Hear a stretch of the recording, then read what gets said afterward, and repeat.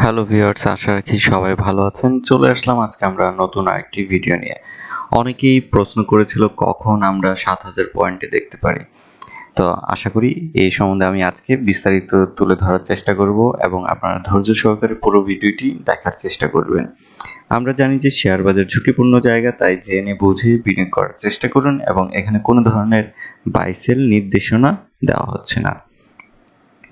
আমরা জানি যে মার্কেট আপনার জুলাইয়ের শেষ থেকে আপ ট্রেন্ড তার শুরু হয় এবং এই আপ ট্রেন্ডের ফলে আমরা এর মাঝামাঝিতে বেশ কিছু কারেকশন দেখতে পাই এবং যেটা একদম স্বাভাবিক হিসেবেই নেওয়া হয়েছিল।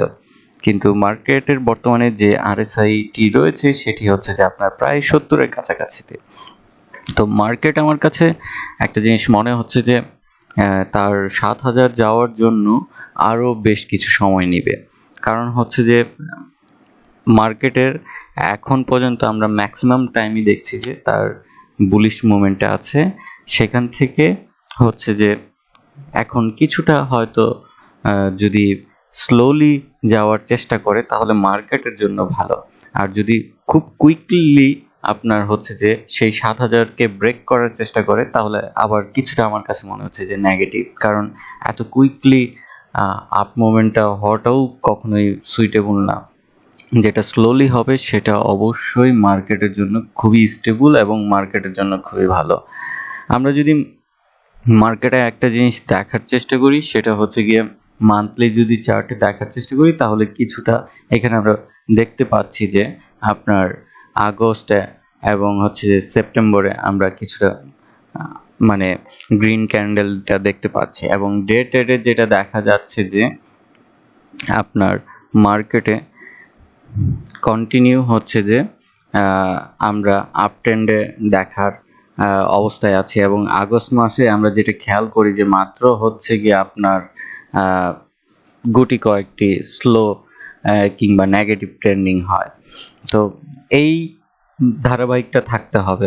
হঠাৎ করে দেখতে হবে যে মানে এখন কারেকশন করা দরকার, তাহলে মার্কেটটা আরও একটু স্টেবল হবে।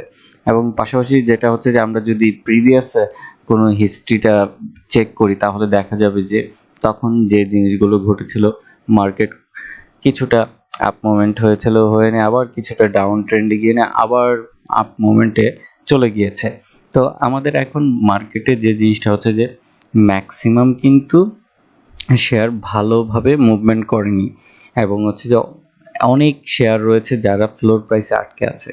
তো সেটার জন্য অবশ্যই সময় দরকার এবং এই যারা ফ্লোর প্রাইসে আটকে আছে তাদের এখন যেটা হচ্ছে গিয়ে আপনার সেই শেয়ারগুলোতে অল্প অল্প করে দেখা যাচ্ছে যে প্রাতিষ্ঠানিক বিনিয়োগকারীগুলো কিংবা বড় বড় যারা স্মার্ট ইনভেস্টর তারা হচ্ছে যে ইনভেস্টমেন্ট করা আছে।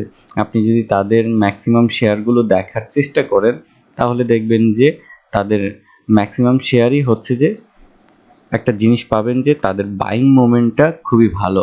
যেমন আমি যদি সাউথ ইস্ট ব্যাংক ধরি, লাস্টে তাদের ট্রেডিং হয়েছিল 12,29,000 সামথিংয়ের মতন, কিন্তু এই শেয়ারগুলো দেখেন ম্যাক্সিমাম হচ্ছে যে আমরা বাইং দেখতে পাচ্ছি সিগন্যাল। তো এই ইন্ডিকেটরটা এখন ফ্লোর প্রাইসের মধ্যে আছে, কিন্তু এই জায়গাগুলো স্টেবল হতে আরেকটু সময় লাগবে। এই যে ফ্লোর প্রাইস আছে এটা ভাঙতে আরেকটু সময় নেবে। তো আমার কাছে মনে হচ্ছে যে এই সেক্টরগুলো একটা টাইমে গিয়ে এনে মুভমেন্ট করবে।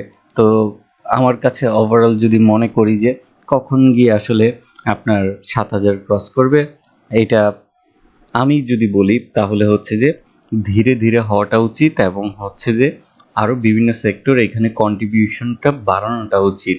এবং সেটা আমি বলবো যে এই ৭,০০০ অ্যাটলিস্ট না হলেও ডিসেম্বরের দিকে হওয়াটা উচিত, তাহলে মার্কেটের জন্য ভালো।